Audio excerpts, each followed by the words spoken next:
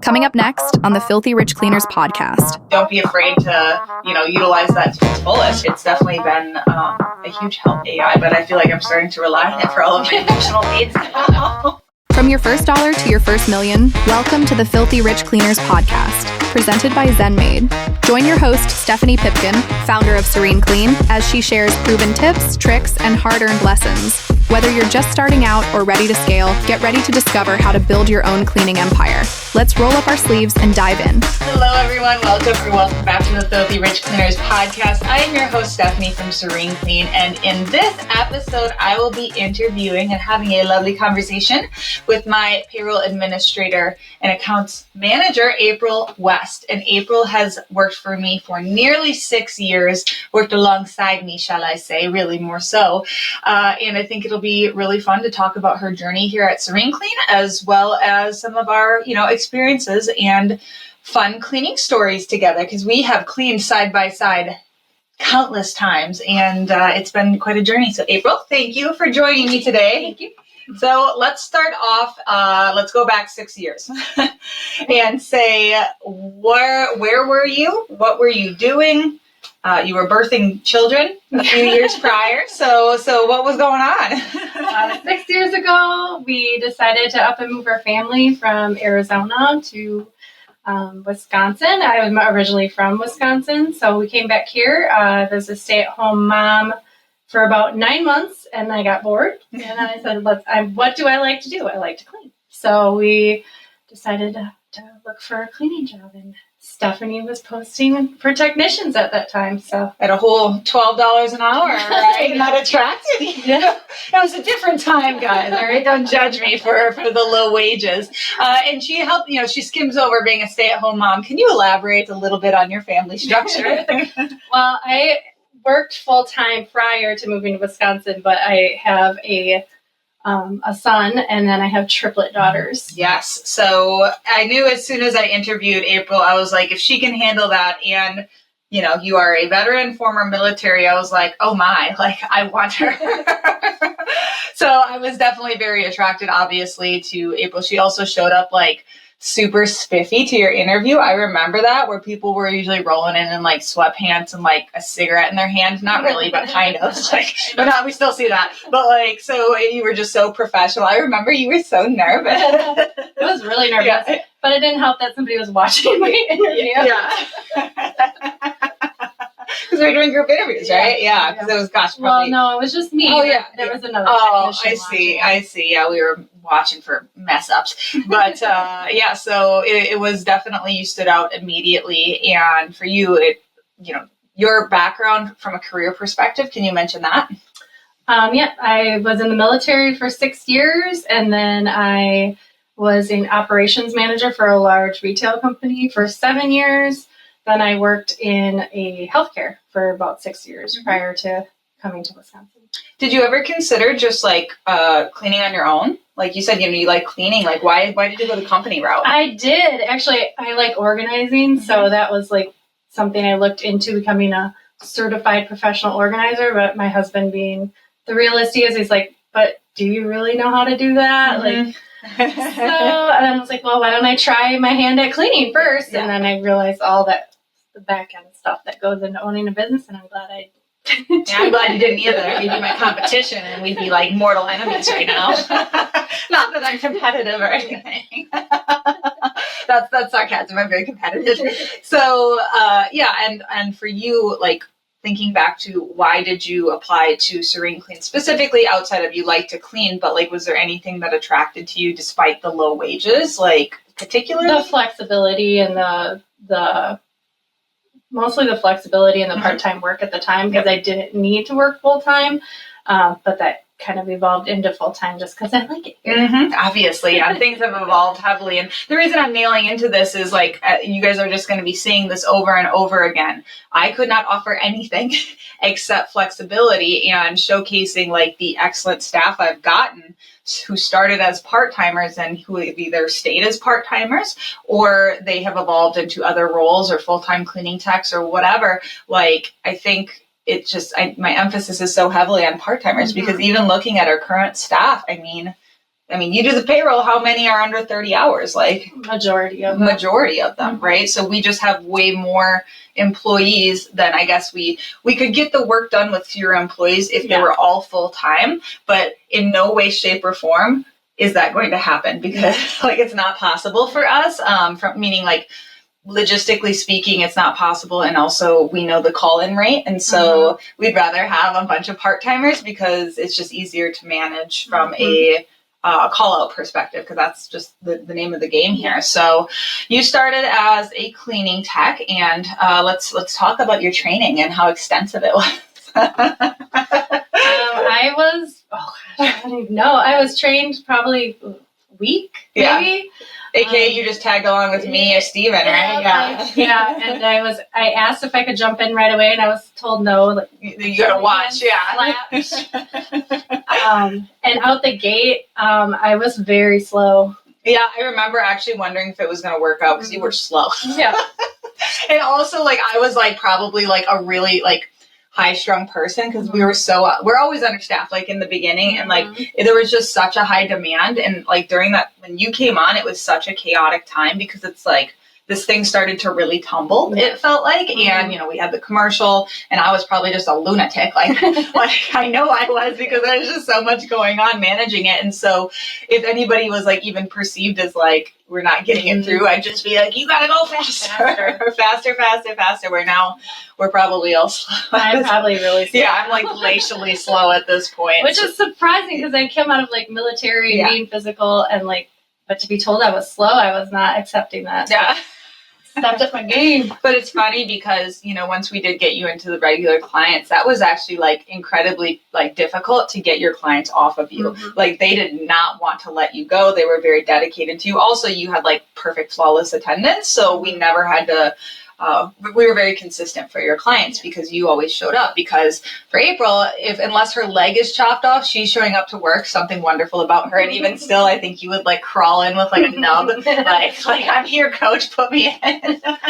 I think that's just the military, it's a duty thing. You have a very strong sense of like obligation, I feel like, to your responsibilities, which you know, makes you an excellent team member. And sometimes I feel like we have to be like, no, April, like you don't have to do this. So it's definitely a good problem to have for us.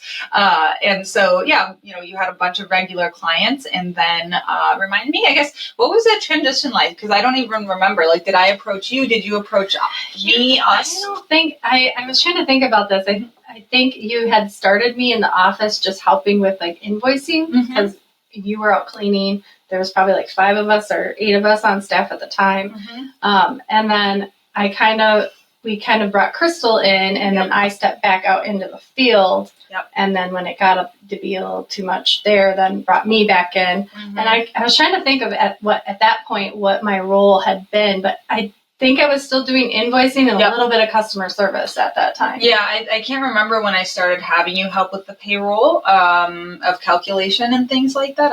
I can't remember either. It was probably 4 years ago. Yeah. So, I mean, it was fairly early on when you started transitioning into the office, but any of our office staff, it wasn't like, boom, you're all office. Like, it was a very slow, like, you were cleaning still a ton, you know, and as for you guys, the takeaway is that all of the office staff that you're going to see, none of them just went from all cleaning to office staff. Like, it was a super long transitionary period, because people would call in, and we're the buffer now, you know, or like, you guys were the buffer, I'm the buffer. Like, we would all just clean. Like, it would literally just be like, who's cleaning today, you know, and just kind of tackle it as a team. And as in my discussion with Crystal, we talked about like the roles were so undefined, you know, of who does what. And so now it's very, very defined. And so, you know, going into like what your current iteration of your role is, can you just describe your responsibilities now? Yeah, payroll and accounts. So I do accounts receivable, accounts payable, run payroll and calculations every week, drive times, just do some fun in QuickBooks. I'm very analytical, so that it suits me well. Mm-hmm. Yeah, like if I have a production rate audit or something, or like I really want to like start crunching numbers in a very nuanced way, I'm going to take that to April, and she's going to help tackle that project. And it seems like, yeah, you really, really enjoy that. And she's the one who, gets on to people to pay their bills now. Yeah. And inventory, which I also enjoy. Yes. Yeah, which is just like baffling to me because I just like I loathe doing inventory. So yeah, you manage all of that. You manage our herd of vacuums, as I like to call them, like our herd of vacuums. So she does all of the vacuum repairs and making sure that we have the everything getting, like if a cleaner's like, hey, this is broken, it'll go to April and she will figure it out and fix it. To the best of her ability, and have just this kind of junkyard of parts for vacuums, because we use the same vacuums as much as possible to be consistent for that problem. But so things have changed quite a bit. From your perspective, obviously, like you've been here during like the various transitions and growth spurts of Serene Clean, like from your perspective, was there very specific periods in your mind, or like obviously things slowly change, but does anything stick out on your mind of like, oh wow, like this is turning into like something big or something different, or like just like the phases of the business, if you will? Well, I think it was all about the service of people and like making people's life better from the beginning. But then I think the biggest jump when I realized like, wow, this is going to be a thing, is probably when you went to sport. Yeah. And like kind of stepped out as being a manager and had the managers be the managers. Yeah, like they're the contact for the cleaning techs, whereas before it was all whoever would answer. Right. Where now it's like, and that was tough on some of our cleaning techs because they had cleaned by me side by side with me and saw me as a almost coworker more so than a leader, and so like that was but it was good because it was necessary. Like the Fort McCoy project, as I've mentioned a lot of times, it really forced us to put Stephanie more in that like as CEO role of like, you guys, like it's actually a pyramid. Like Stephanie here, layer of managers who are the direct contacts for the cleaning techs, where at this point, I do not talk to cleaning techs unless it's for vibes. Like that's literally the only reason I talk to them, is I'm just like here to like, for morale, basically, like cheerleader, whatever. But very rarely do I ever step in and like, I just have that's not my role anymore. And it would be actually stepping on the toes of you guys at this point. Same with customers. Like, customers will attempt to sometimes like circumvent you guys. And I have to almost like wrist slap them and be like, hey, not cool. And a lot of this comes from some of our original clients who I clean for, and so they're like, I'm going to go to the boss instead of going through the proper chain of command, which is you guys, depending on it. And so then I'll have to be like, don't do this, like they are the one, this is their job. You're stepping on toes here. So it's been really interesting. Like, I guess the evolution of boundaries, I would say, and what we will and won't do, like you've seen that. Like, can you speak at all to some of those examples of like where we've had clear boundaries established, or things that we have changed when it comes to both clients and employees? Pretty much just like you were saying, like you go to the management team first, creating manager chats. So they have to talk to us. Although you are involved in those, you don't respond in those. So they kind of get used to coming to us first. And then just defining our roles as managers, like, if you need something with payroll, this is who you go to. You go to April. If you need something with your schedule, you talk to Crystal. If it's about time off, you go here. Just that kind of that definition, I think, has really helped with the business and everything. From the client perspective, I think, you guys, Crystal and I talked about this, but you guys kind of, your strengths protecting against my weaknesses of like being a yes man and things like that, or even taking on projects that maybe, were not the best for us. And even literally today, today we just had, how long did we just talk for? 2 hours about, we have to drop a client, and another one. You guys were dropping clients left and right. And this is from a staffing issue. And I would say I would love to just kind of delve into like the evolution of us as a team, like meaning a management team. Like how has that changed when it comes to like you guys feeling like you have a voice or a say? Because as you can say, I was wishy-washy for an hour and saying, no, we're not doing this. And then we're doing this, we're dropping this. Because I guess from like your perspective, my leadership style, it'd be really interesting to hear like, one, I don't have any leadership style, it feels like. So like, how would you describe it? And like, is there things that you like about that, or things that you would say that there's improvements from your perspective? Well, I like that you're a yes man. Because I think that's what I am. Yeah. But I do, I have a perfect example. Like last week, something came in and he's like, we have 600 cleanings a year for these Airbnbs. I'm like, don't let Stephanie see that.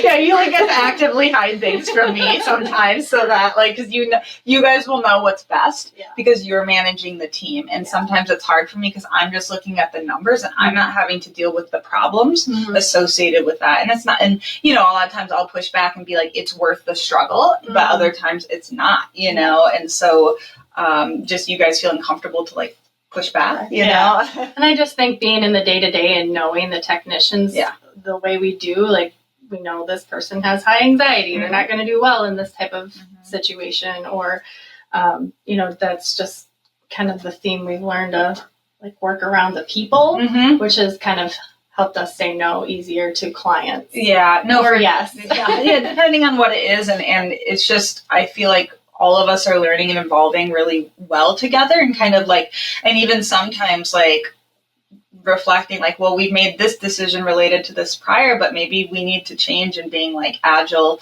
and open to trying new things. And like, even this morning, I was just talking about like, okay, like in order to replace this revenue, like we're going to have to actively pursue when we haven't, like, it feels like for a while we haven't had to do that. And so like, I was like, I literally said like, I'm scared because of this, and I'm nervous because of this, and just being really like transparent, but then we can like problem solve based on that. And I even like, I think it was maybe like a month ago, like when I was like super anxious about revenue, and you guys were like, well, then you need to tell us that, you know what I mean? So it's just, it definitely is a work in progress, for me, and you guys definitely are helping me develop in that way. Well, it helps that we're all like so different too. Like I have a very analytical, so I'm looking at numbers. I'm always like, oh, are we going to make our sales goal or whatever? And then Katie's looking at it from a completely different place. Like, what can we do differently to make this better?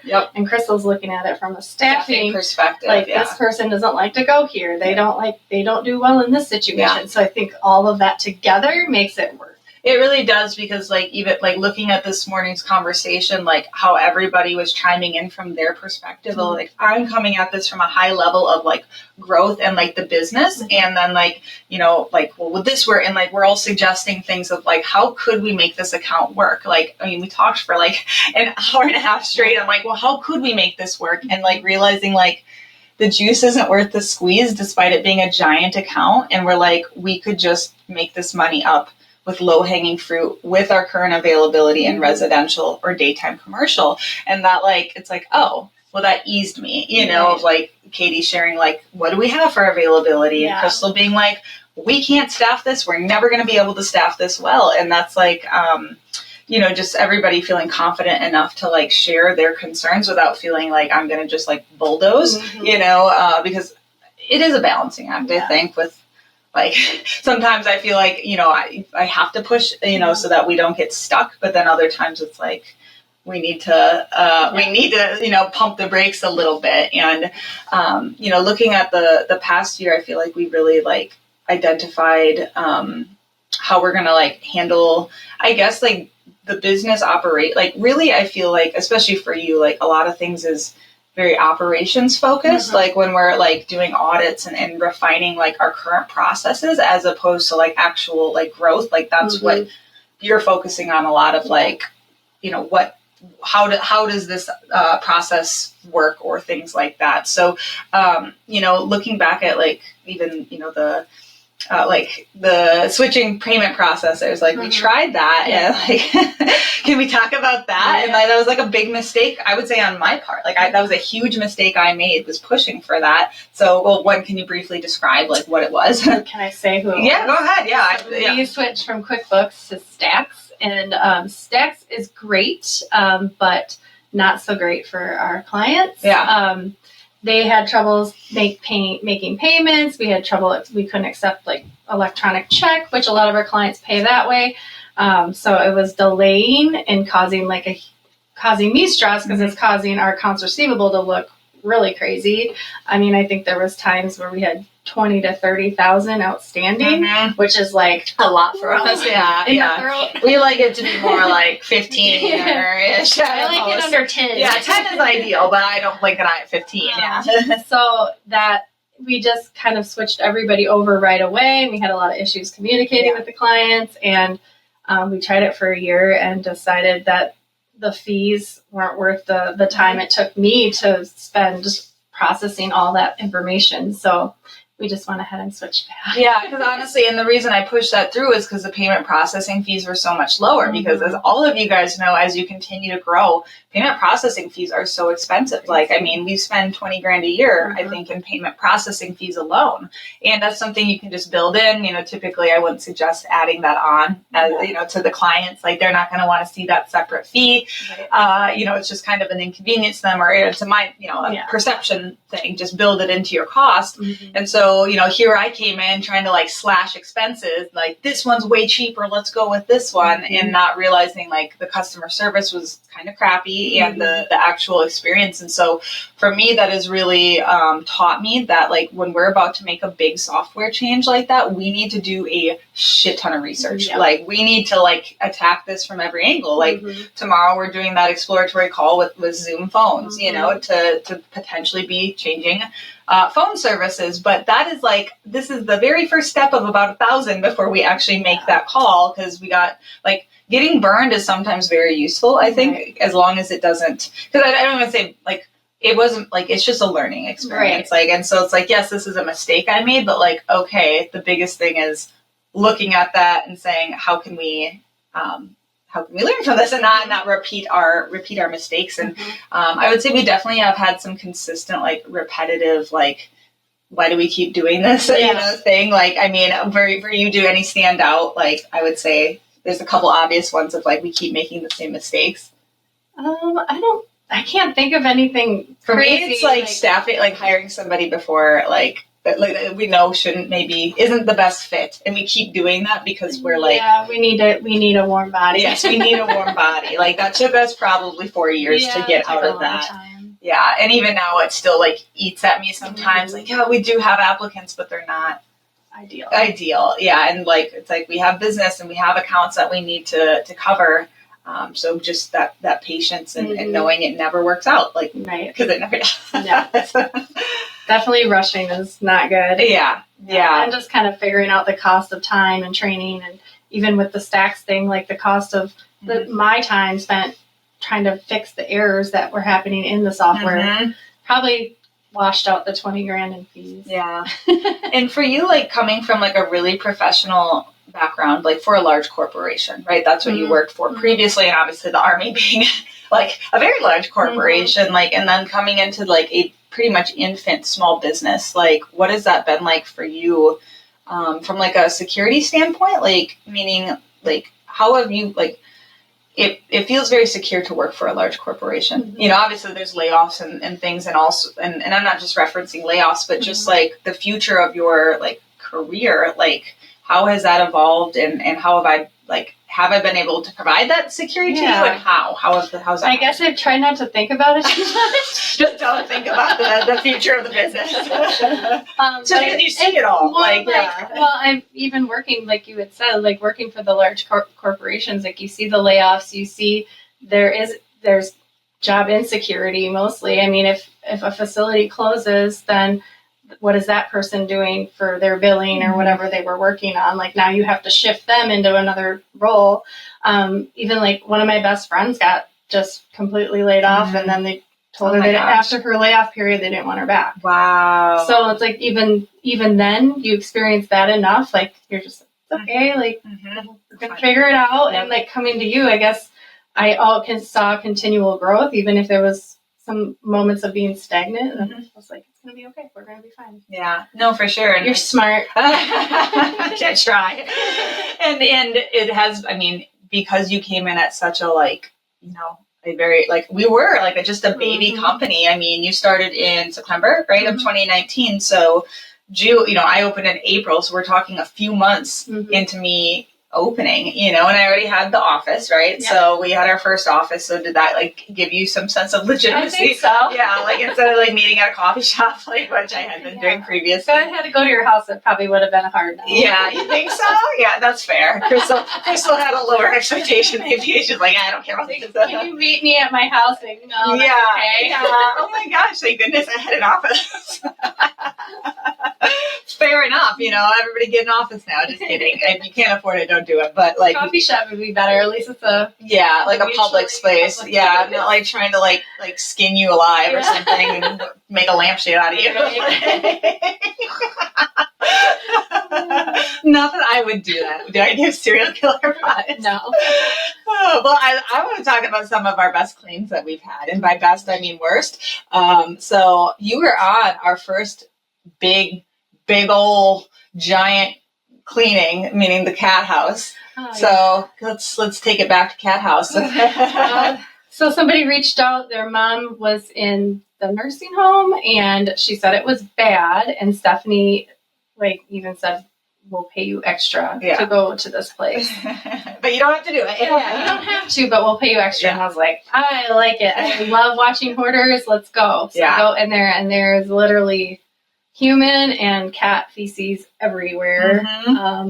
Stuff that had sat in the kitchen probably for a year, food, wet ham and just mice shit everywhere. They used to have cats, and then the mice moved in after the cats got removed, and it was 24 hours of cleaning. Yeah, we could have done more. 1,000 square foot house, and you spent 8 hours in the kitchen. If I recall. Yeah, it was pretty gnarly, but and I think just being okay with that type of cleaning. I mean, we don't do that often, but it was, it's a fun story to tell after. And actually, honestly, you've been on a lot of the kind of extreme cleanings that we've had. Last year we did the chicken house? Yeah. So I'm sure you guys all name your houses too. Leave it in the comments below. Do you guys name your houses or not? If you know what I mean, as we're calling them these things. And so, for us, the chicken house we did last summer, I think. We almost got an office cat out of it if I had my way. There was that cat that was at that house. I was like, I want this cat. But, it was, I don't remember how big it was, but 1 bathroom, 3 bedrooms? Yeah. It wasn't very big. Yeah, it wasn't very big, but just full of stuff. And so they had a giant dumpster. And for us, I can't believe it. We made it through that clean out portion in 1 hour between the two of us. We just tore through there and threw everything away so that we could start cleaning. But yeah, there was a owner who was getting it ready to sell, and they had tenants, and the tenants had kept chickens in the house, and they had, I think, pit bulls or something in there too. And so it was just stinky and just gross. It was pretty bad. And but yeah, we ended up getting the whole thing done in 10 man hours. Well, so 20 man hours. Correct myself. 10 hours between the two of us, but 20 man hours total, if that makes sense. So it was a long day, but we killed it, and it was very satisfying. And honestly, it's we still got it. We can still do this thing, despite not cleaning ever. So that was good. It was so funny because you had showed up after me, and I had my eggs. Hard-boiled eggs. I had my hard-boiled eggs for breakfast in a bag, and I was like, April, will you bring some salt from the office? Because I cannot eat hard-boiled eggs without salt. And so I'm standing in the middle of this hoarder house, eating eggs. Hard-boiled eggs with salt. Yeah, I don't have a really strong ick factor, that's for sure. Things gross me out, but not to the point I can't do them. So I went to put a plate down anyway. Yeah, I had to hold it. Yeah, so that was really funny. But yeah, and just from looking back as you as a individual cleaner when you had clients. You had one client that was your hell house. Yeah. Not because of the client, but just because of you. I'm a bull in a china shop. Yeah. Broke so many things there. The one thing that I broke was it was mortifying. There was a glass, she had her windows filled with these glass crystal figurines, and I had picked up a cutting board that was also in the window for some reason, dusted it and set it back up there, and it had not set up there right. It fell and it broke one of the glass figurines. Well, this happened to be a figurine that her dad had given her prior to his passing. Yeah. So irreplaceable. Yeah. It was shattered. There was no gluing it. I was like mortified. I wanted to crawl under it. And that house, I broke so many things there. Oh my gosh. I know. I broke like a letter off of a antique sewing machine. That's why glue was in our kit. Yes. Yeah, we're like, maybe if we just give them glue, we can fix things when we break them. And then, I broke like a clock fell off a wall and broke an antique glass there, and I'm like, I can't come here anymore. Somebody else take cover. Yes, and she ended up canceling when we did a price increase, right? I think at that point, which is good because, she was cheap. It was a big house. It was a big house. She only wanted to pay for up to 4 hours, and you had to run to get through that, and which is just not ideal. And she had the money just to say, I know she's not watching this, so we get an email I heard you talking about me. But so we all have our experiences, but overall, like I said, it was really hard to get clients off of you, especially when we were hiring and having some really crappy people come in, and then basically we just send you back in and keep trying at that point, and that has kind of for us dictated how we are going to transition people off cleaners. How do we do that now if we have to switch a cleaner and we have ample time? Yeah, so we have the person that was their original technician go in and train them how they do the house a couple times before we let them go on their own in that client's home. So, which is very nice. Yeah. For the client. For the client, really just to ease their worries because they get so attached, and rightfully so, as we've talked about. And really, we don't want to switch cleaners as much as possible, but sometimes somebody quits, somebody gets fired. A lot of times it's more so availability changes, or we have a cleaner who is more ideal in that location, you know what I mean, from a routing perspective, because I feel like we've really been focusing on efficiency the past year of how do we intelligently route as much as possible, and obviously you don't do a lot of the scheduling or anything like that, but you are in ZenMaid pretty much every day. And I'm curious because we had ZenMaid from day one for you, what was your perception as a cleaner, and now your perception as an operator or manager in the business, utilizing that software? Oh, I still love it. Yeah. I still love seeing the little name.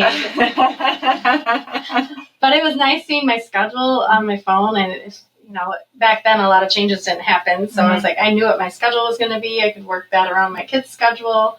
That was nice. Now as a manager, I see everybody's schedule, which is nice when you're trying to move stuff around last minute. Yeah.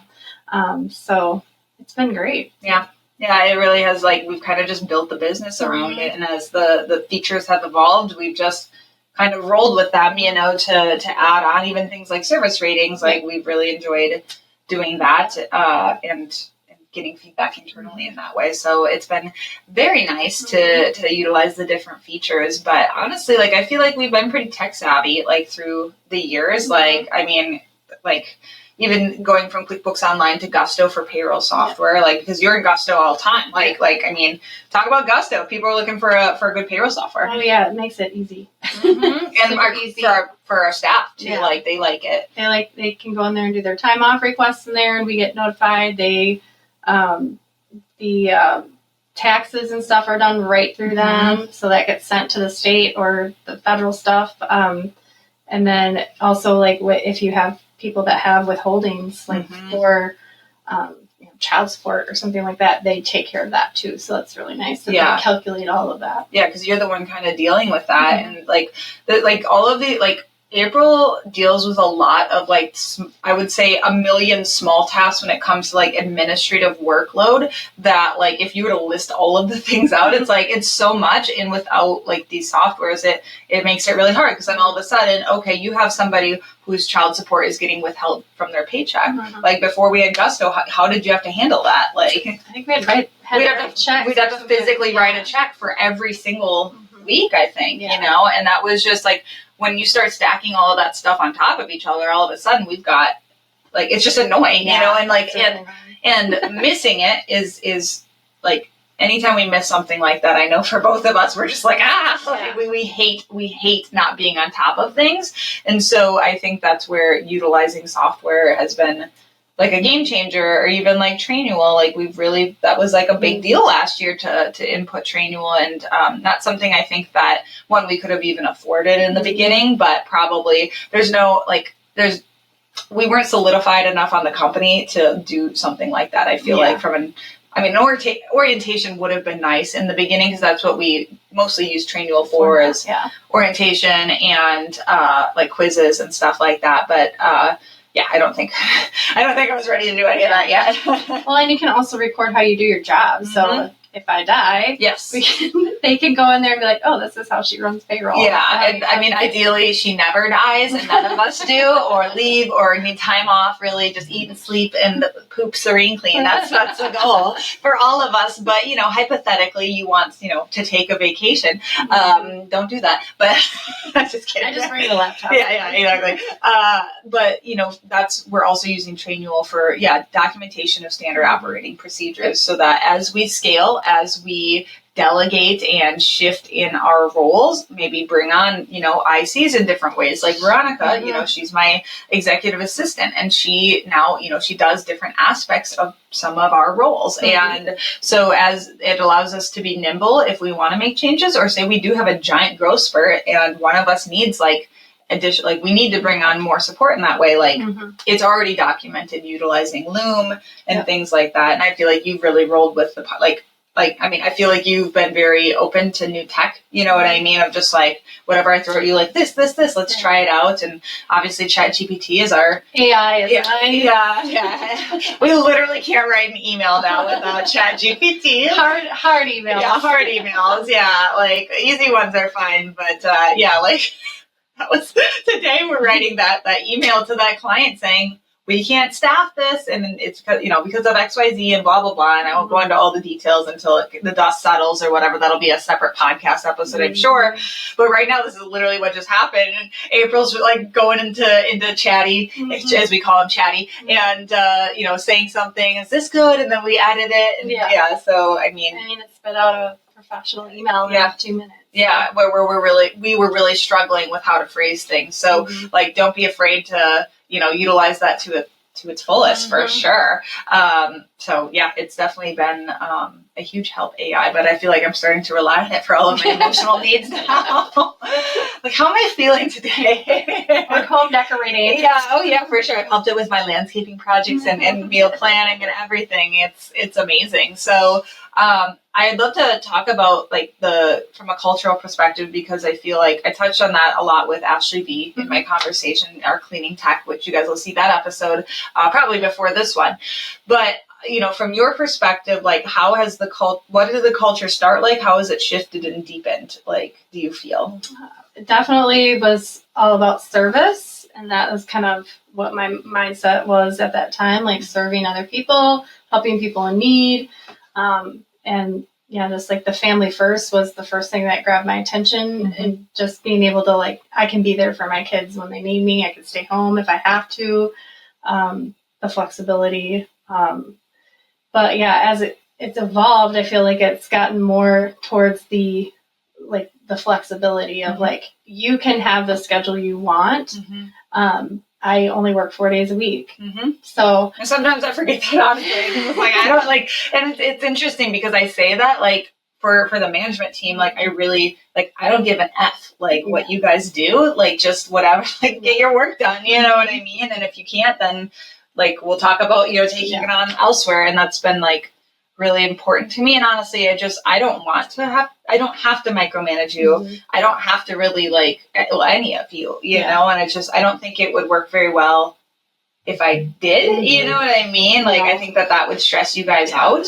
It's just not necessary. You kind of police yourself, I feel like. Yeah, and I think that gives even the technicians some power, knowing that, like, oh, well, I can get this done, but it won't be tonight. It'll be over the weekend or something. And that, I think, gives them a little bit of the power of knowing, like, hey, I can do this job around my schedule. Or if I'm sick tonight, I can do it tomorrow night. Yeah, for the commercial techs, yeah, for sure, especially. Mm-hmm. Yeah, obviously residential, it is, That one's a little harder. That one's harder for sure, but at the same time, like, they're not going to get necessarily in trouble, unless it's very, very extreme attendance issues, which, very rarely. I mean, we just fired our first person for attendance in, like, how long, because it was so bad, but it was really bad. Yeah, for us, like, it was really bad, really bad. Like it was like, I mean, let's bet. Like, if I would rather bet that she's not going to show up than that she is. Like, and and that's for us, like, being, I think our policies are dictated by our values and what we actually behave like, because we know we're most likely not going to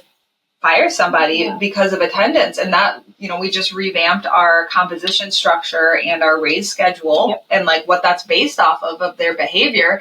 And we as a management team sat down and we're like, okay, we actually we don't fire people because of attendance. They're not going to get in trouble. So why do we say that we're going to write them up in this manner?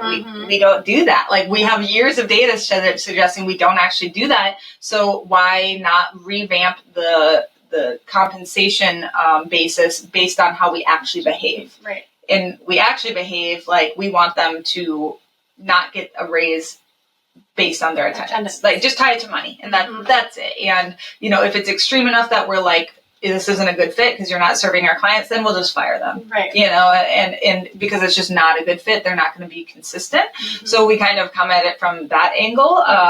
As a, and I guess there is a write-up, so I shouldn't say that. Like, we do, we have those conversations and things, but it's more so, we want them to financially feel incentivized to have good attendance. And even with like the spin the wheel, like we have the spin the wheel benefit where, if they have perfect attendance in a quarter, then they can spin to win like all these fabulous prizes. Yeah. So, incentivizing in that way the behavior that we want, but knowing, okay, if we're offering flexibility and our ideal employee is a parent, like they're going to call in at least once a month. Every single person does almost, and so if that's our best staff members are most likely calling in once a month, okay, then why are we going to freak out about that? Like, we just expect it. Like, now we just talked this morning that our average call-ins per week is 25 to 30 hours a week are calling in. And we had way more than that in quarter one, of course. But, okay, knowing that, we just behave based off, that's not going to change ever. Like, so we just have to, build the business around that fact that we're going to have this many call-ins a week. So how do we, handle that? Build in on call at the end of the week and not book all of our availability and that type of thing.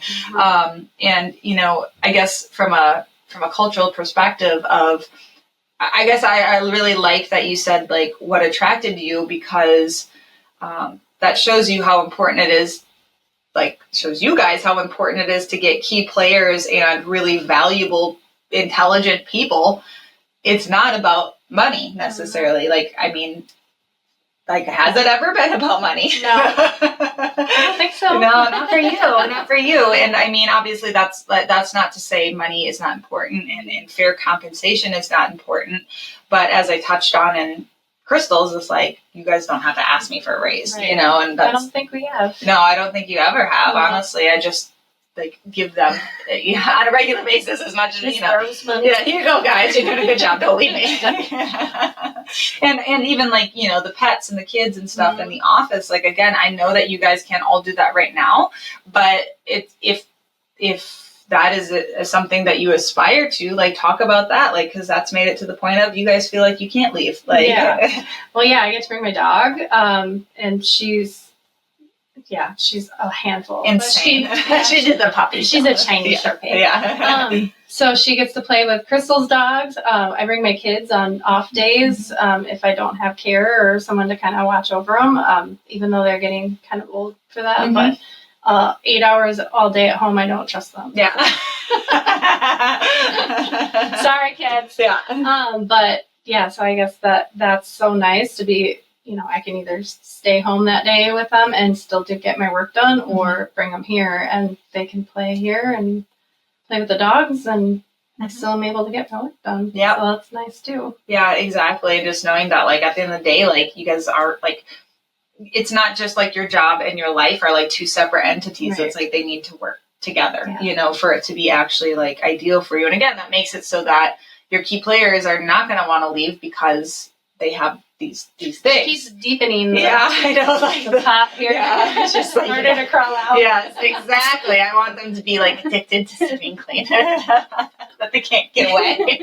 But obviously, the tax, again, like we're talking from a management perspective. But eventually, you guys are all going to have some type of office managers, and for the most part, we've always done it in person. And as this evolves, it might be more of a virtual role for different aspects, and I think we all become more open to it. But we really love having people in person so that they can be backup cleaners, right? Like, I mean, you guys still do clean very occasionally, but it'd be really slow. Yeah, but it's like, we're not looking to make any money here. We're just get the job done.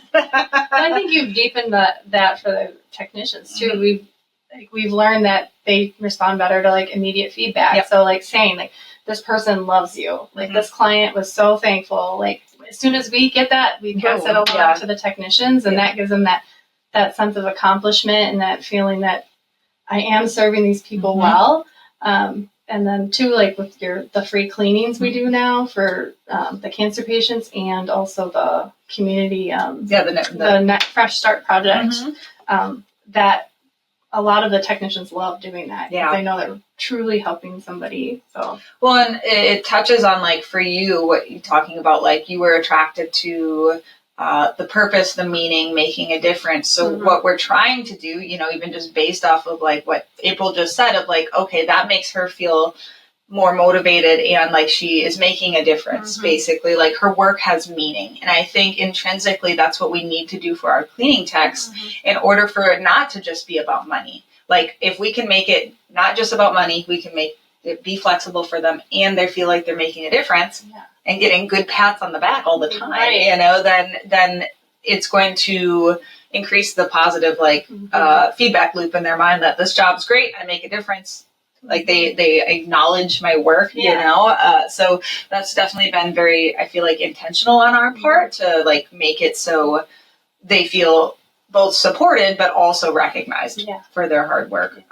So it's just a continual improvement on culture, really, and that's been something always on our mind of like, how can we make this the best place to work within reason? So, when we have gone through business challenges, like from a mindset perspective, like how have you maintained like, I guess, a positive outlook or like, because we've definitely gone through our fair share of challenges.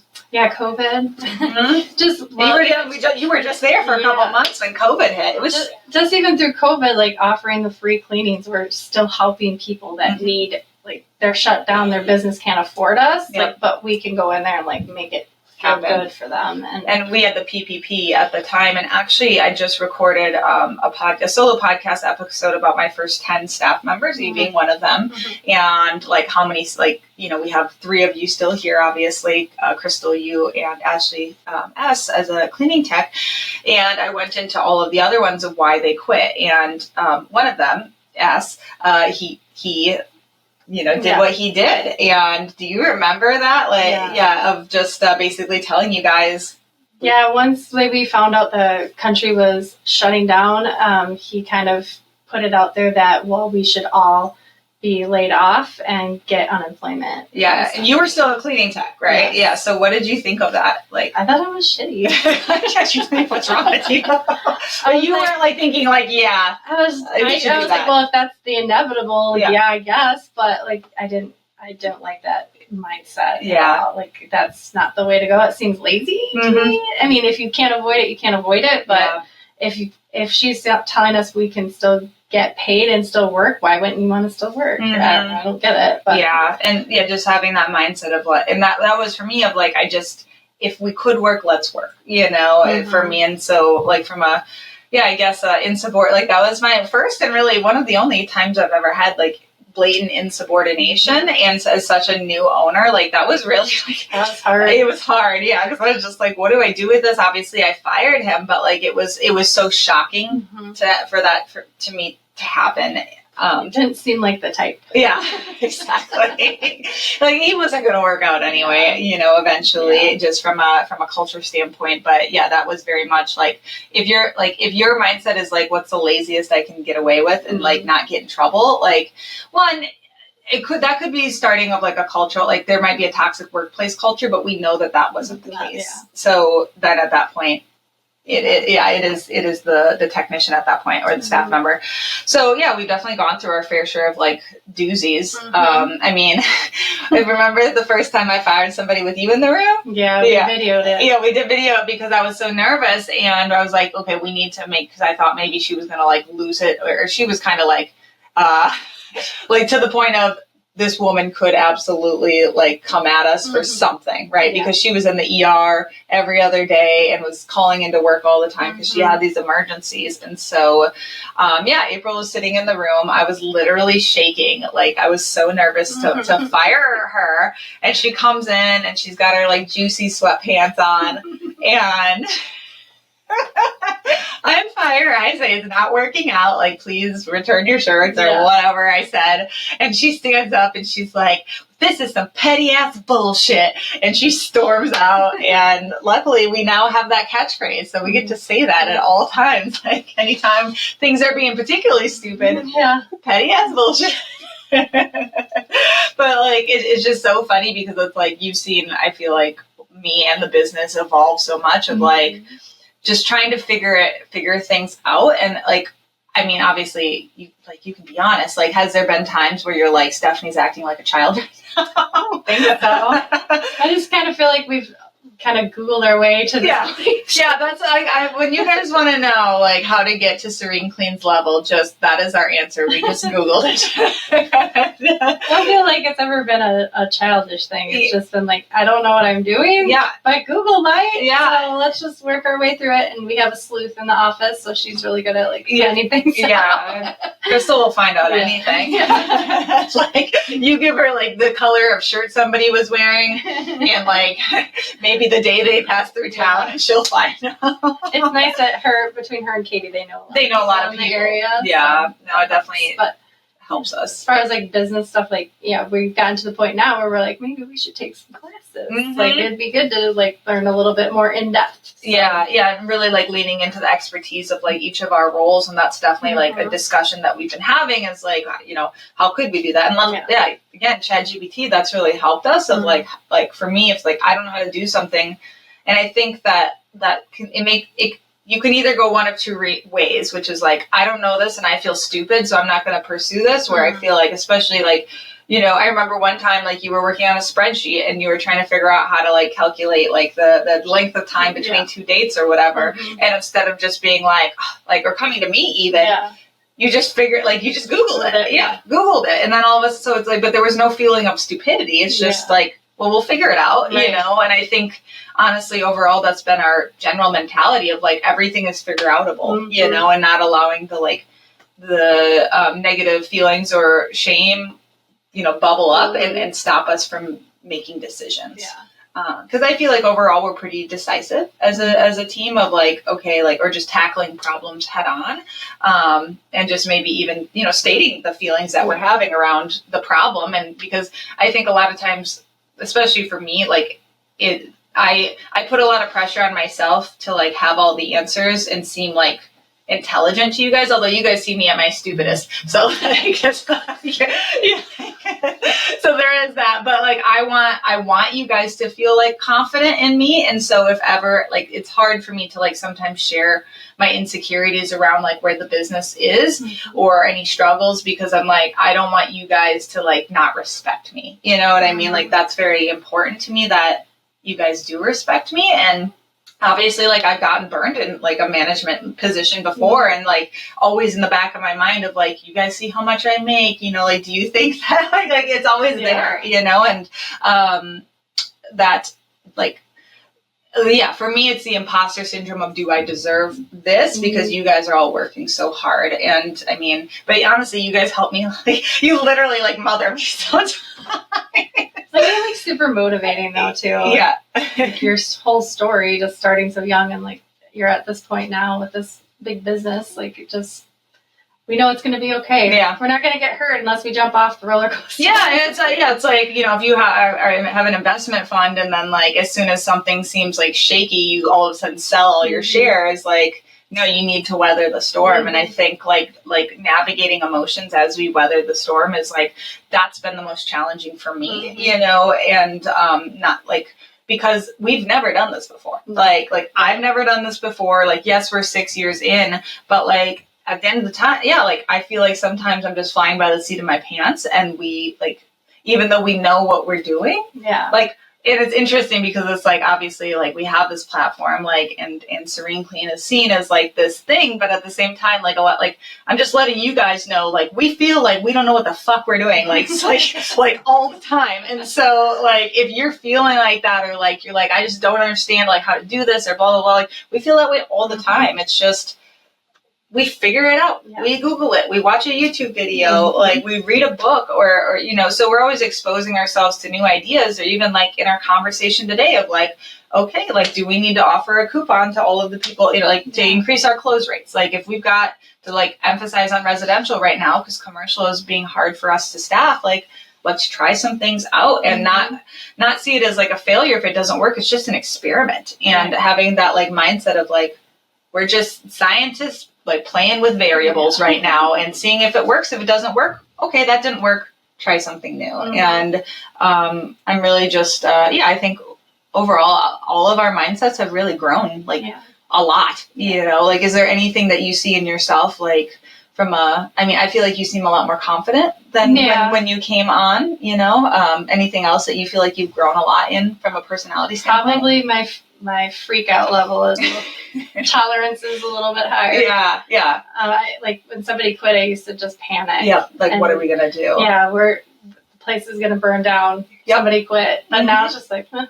Well, last night, somebody quit. That's why this commercial thing is happening. Somebody quit without notice last night when they were supposed to be at this cleaning. Yeah. Like, and we all were just like, yeah, well, guess we'll talk about that tomorrow. I guess probably that's just my, not necessarily my empathy is softened, but maybe a little hardened towards like people come and people go, like, and especially in this business, it's high turnover. So just not getting attached to getting our feelings hurt over people leaving. I think that we all have really gotten a lot better on that because and especially I know in the beginning, every time somebody left, it was like this colossal ordeal because it meant like we're cleaning, like it's so stressful, like because we were in the trenches. Like I remember that 4th of July cleaning where somebody no-showed. You and I are both at this cleaning. I start breaking everything known to man. It seemed like I couldn't stop. That was my cleaning where I couldn't stop breaking things. And I just remember I was so angry at her. I was, how could she do this? And I was just and now it's just me having that giant emotional reaction, it doesn't make it better. Right. It actually makes it worse. Coming back. Yeah, exactly. Just and really, I've talked about that before, of immediate acceptance. And even last night, did I cuss a lot of it on our little chat about it? Like, okay, we saw it, and I was like, what the fuck? And then that's it. Yeah. You know what I mean? Then we're like, okay, what else is there to do? So really giving us, give our space, time, give ourselves some time for a little reaction, and then that's it. And even the rest of the staff doesn't even know. Right. You know what I mean? They don't even know that this even happened. It doesn't affect them. They don't know. No, exactly. So, and I've mentioned that a lot in different episodes of shielding the cleaning techs from, the stress. And that's something that I talked about with Ashley V yesterday was I would ask her about what was your perception of this? And she's like, well, I don't really notice. Know it happened. Yeah, and that's kind of the goal is we don't want them to understand the chaos. We want it to be selective so that they understand that, these guys are going through it sometimes, to create that empathy and team. Hey, we're all going through different aspects of challenges. It's not all just, butterflies and roses in the office, and you guys are just screwing around all day. Yeah. I mean, some days, but very few. Yeah, very few days. Margaritas can be drank at 2:00 in the afternoon or whatever, especially on Fridays. Yeah. But yeah, so I think that's important to show the cleaning techs that we're all like we are a team, you know, every role matters, but at the same time, like we don't want them to be exposed to that chaos that we feel. And, you know, even like I, you know, like what Crystal said this morning in our team meeting or in our little brief, like powwow, it was like, I was like, I don't want to overwhelm you guys like this. And she's like, it's always overwhelming. You know what I mean? And so it's just like, this is the first time we've ever done this. We're dealing with 30 human beings, from an internal perspective, and then hundreds of people from a customer perspective. So it's like, that is inherently overwhelming to have to try to manage that many relationships and keep them all happy. You know what I mean? While also keeping us happy. So it's a lot of pressure. So just, you know, always like cutting ourselves slack and just really, you know, trying to. And honestly, like, if I feel like if any of us do make a mistake, like, we call ourselves out. Like, anytime you've made, like, a little error or whatever, you're just like, oh, I messed that up. Like, you never just, and, like, I don't say, like, April, you dumb. Like, it's just, like, I don't even say anything usually because it's, like, you know, like. I already point the finger. Yeah, exactly. Just really, I think, and at the end of the day, that's accountability and something that, like all of you guys are so strong at, of you take immediate accountability for your actions and any mistakes. That means I don't have to. And so that's something that makes for a successful employee, a team member. But then looking at our techs, the ones who are not successful do not take accountability for their actions. And, you know, that's been... Take feedback poorly. Yeah, and that's something that we're really trying to, like, hone in on with new staff members is, like, accountability and like figuring out, do they do that? And, you know, with the surveys, if you want to talk about like that, like how do we test for accountability? Well, you're talking about the surveys for the trainees? Yeah, trainees. So we send the trainer and the trainee each get a survey after the cleaning day. And they are in controlled environments most of the time, except for first week. Yep, first week they're in your guys' houses. So, then we get to hear what they're saying about their trainer and the experience, and then the trainers giving us the feedback of how they feel the technician's doing, which in turn we get to put that picture together and find out how that's going overall. But I mean, Hannah's been like a catalyst for that. Because she's really got her pulse on like, this person's not going to work. And just having, you know, our lead trainer now is very honed in on her BS meter is strong, and also like her ability to like sense, like, is this person going to be good or not? And that's something for you guys, like that's something I struggled with a lot because I was doing all of the hiring, you know, we were doing the training, and I think it was also that warm body mentality of desperation of like, well, they're all right. Like, we were seeing the red flags, and, you know, they're not there. But they were good at lip service. Yeah, they're good. Yeah, they're good at talk, but not action kind of thing. And so, like, just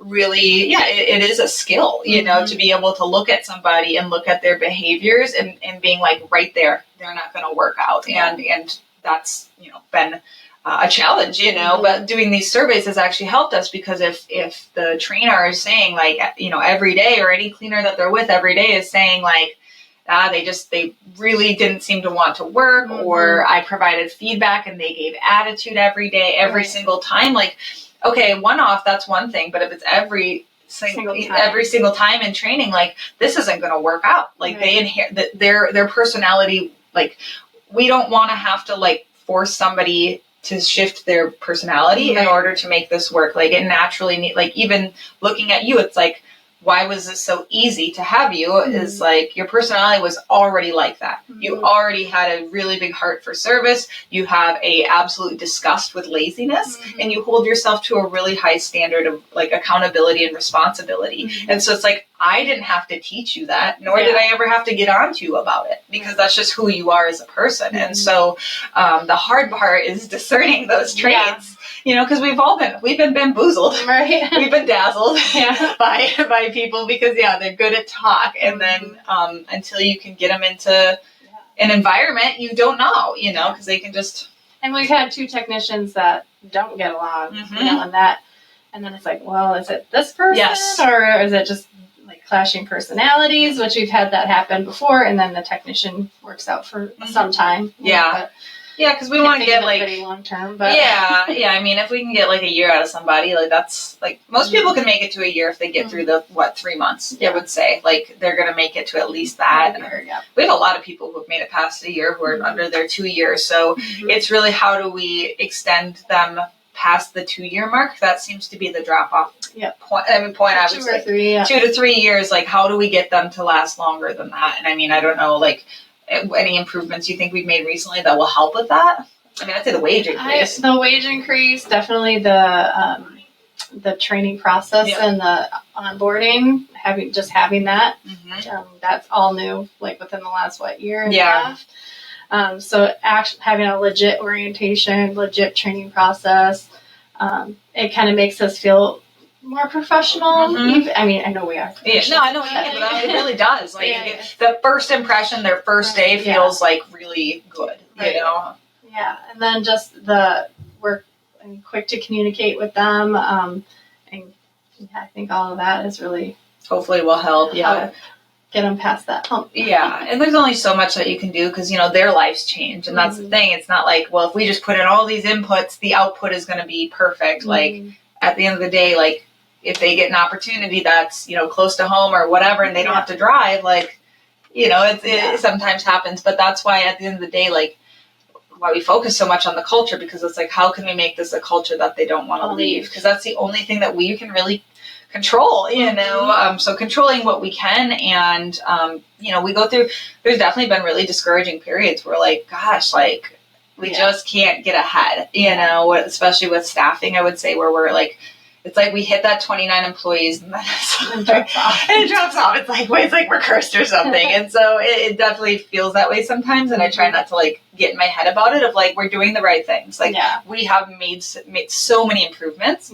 And we even talked on Monday how like, we feel like we're seeing the fruits of our labor with a lot of these things, the quality control. Like we haven't had a complaint in over a month. Yeah. That's crazy. That's crazy with this many appointments. Like we're, 160 to 180, however many it is, like a week, it varies, but like we haven't had a complaint in forever. And it's like, that's because, okay, the training's better now. We have this orientation process. We did this new compensation plan, and they're getting all quality controlled, like regularly. And even in our team meeting, one of our cleaners was like, oh yeah, like I'm on my ball because I'm on my game because I know that Hannah could be in there at any time. And it's really like, we are now seeing the effects of that in the quality, which means so much less that we have to deal with in the office, because a complaint sucks. Like it there's and not just from like an emotional standpoint, but like there's so much work that has to be done when we get a complaint. You know what I mean? And all of those things cost us money. They don't make us money.